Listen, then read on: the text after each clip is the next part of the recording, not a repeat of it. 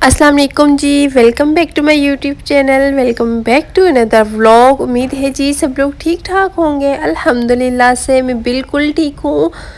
और यहाँ पे मैं जूस पी रही हूँ एप्पल का। अम्मी ने बना के दिया, अभी मैं उठी हूँ तो नाश्ते में ये जूस पी रही हूँ। और उसके बाद फिर मैं थोड़ा सा बाहर, अम्मी ने चारपाई बिछाई थी कि बाहर लेट जाओ। अच्छा, अम्मी मेरी ना इधर ही आई हुई है ये, क्योंकि मेरी तबीयत अभी उस तरह से ठीक नहीं है। तो आप सबका भी बहुत शुक्रिया, इतनी ज़्यादा आप लोगों ने दुआएं दी मुझे, इतने अच्छे अच्छे कमेंट्स किए हैं, तो आप सबका बहुत शुक्रिया। और मैं अभी पहले से थोड़ी बेहतर हूँ, थोड़ी पहले से ठीक हूँ। तो यहाँ पे बारिश हो रही थी, अम्मी ने बाहर चारपाई बिछाई कि बाहर लेट जाओ ना, तो मैं यहाँ पे बाहर लेटी हुई थी। थोड़ा बहुत मैंने व्लॉग भी बनाया है, और जाहिर सी बात है व्लॉग तो बनाना ही, आप लोगों को अपडेट भी देनी होती है, और फिर ये तो मेरा काम है, काम तो करना ही है।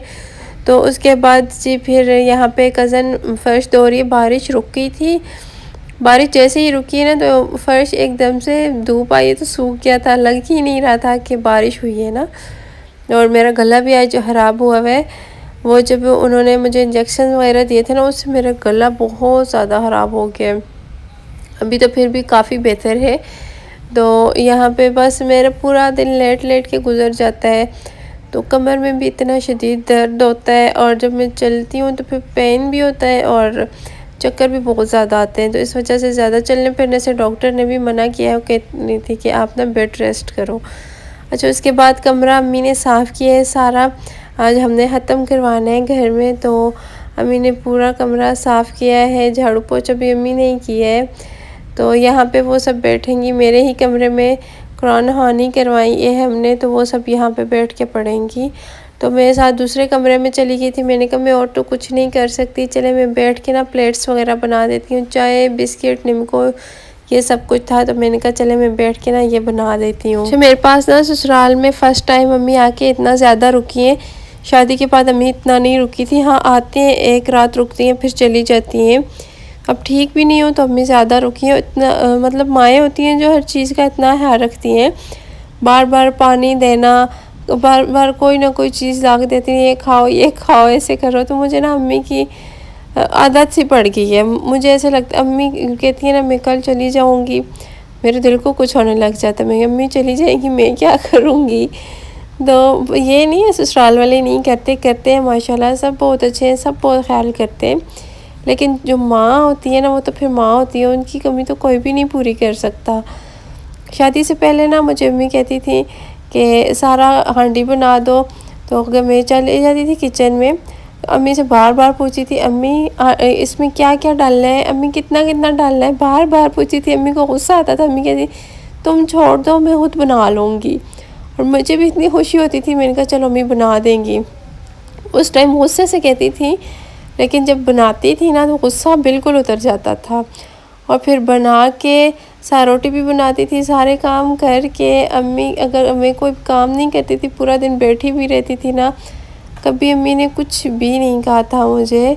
और अब मुझे वो बातें बहुत याद आती हैं। तो बस मैं यही कहना चाहती हूँ, जिनकी लड़कियों की शादियाँ नहीं हुई हुई ना, अपनी अम्मी का बहुत बहुत ज़्यादा ख्याल रखा करें। ये बातें ना हमें शादी के बाद पता चलती हैं, जब शादी हो जाती है ना माँ की बहुत याद आती है। दिल करता है कि उस टाइम पे ना हम वो काम सारे करते हैं जो आज यहाँ पे कर रहे हैं, अपनी अम्मी के पास करते, थोड़ा उन्हें भी सुकून मिलता। वो भी हर वक्त काम में लगी रहती थी, मतलब कपड़े धोना, कपड़े प्रेस करना, हांडी बनाना, सफाई करना, ये सारे काम। अम्मी को थोड़ा सा रात को अम्मी जब माएँ थक जाती हैं ना, तो मैं सबसे यही कहूँगी जिन लड़कियों की भी शादियाँ नहीं हुई, अपनी अम्मी के जब भी वो थक के लेटती हैं, उनको थोड़ी देर मालिश कर दिया करें, उनके पाँव दबा दिया करें, वो खुश हो जाती हैं। इतनी दुआएं माएँ देती हैं ना, मैं कहती हूँ कि माँ की दुआएं ही होती हैं जो इंसान को मतलब क्या से क्या बना देती हैं। तो अपनी माँ की जितनी हो सके ना खिदमत किया करें, और वो जो हमें समझाती है ना, वो उस टाइम पे डांट भी देती है ना तो हमें गुस्सा आ जाता है, लेकिन वो जो हमें डांटती भी है ना, तो वो भी उनकी डांट में भी हमारे लिए बहुत सी ऐसी बातें होती हैं जो हमें बाद में समझ आती हैं कि वो डांट नहीं थी, वो सही कह रही थी उस टाइम पे। تو بس ان باتوں کا خیال رکھنا چاہیے ہم سب کو۔ اور سسرال جو ہوتا ہے نا، سب کہتے ہیں کہ سسرال والے، لڑکیاں مجھے اکثر کہتی رہتی ہیں کہ سسرال والے ہمارے ساتھ ٹھیک نہیں ہیں، سسرال والے تانے دیتے ہیں۔ اچھا، ایک لڑکی مجھے کہہ رہی تھی میرے سسرال والے جو ہے نا وہ خاموش تانے دیتے ہیں۔ اچھا، میں کافی دیر سوچتی رہی، میں نے کہا یہ پتہ نہیں خاموش تانے کیا ہوتے ہیں۔